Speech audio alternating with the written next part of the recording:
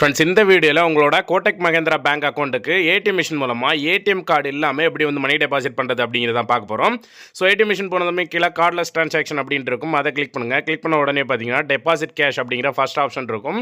So அந்த option வந்து click பண்ணிடுங்க. அந்த ஆப்ஷனை கிளிக் பண்ண உடனே பார்த்தீங்கன்னா உங்களோட அக்கௌண்ட் நம்பரை என்டர் பண்ண சொல்லும். உங்களோட அக்கௌண்ட் நம்பரை என்டர் பண்ணிவிட்டு கண்டினியூ வந்து கிளிக் பண்ணிடுங்க.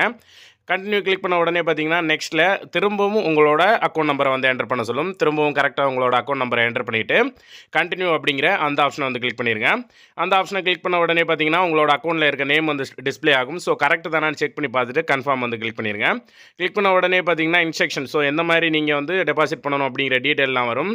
எல்லாத்தையும் செக் பண்ணி பார்த்துட்டு கண்டினியூ கிளிக் பண்ணிங்கன்னா அந்த அமௌண்ட் வைக்கக்கூடிய பாக்ஸ் வந்து ஓப்பன் ஆகும். ஸோ அதில் எவ்வளோ டெபாசிட் பண்ணணுமோ அந்த அமௌண்ட்டை வச்சுட்டு கண்டினியூ வந்து கிளிக் பண்ணிடுங்க.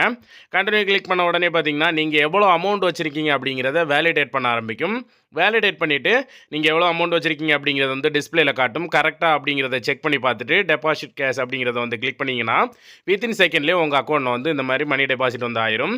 ஸோ சிம்பிளாகவே நீங்கள் ஏடிஎம் மிஷின் மூலமாக இந்த மாதிரி மணி டெபாசிட் வந்து பண்ணிக்கலாம். ஸோ இந்த இன்ஃபர்மேஷன் பிடிச்சிருந்தா லைக் பண்ணிடுங்க. மீண்டும் இந்த மாதிரி ஒரு இன்ஃபர்மேஷனோட சந்திக்கிறேன். தேங்க்யூ.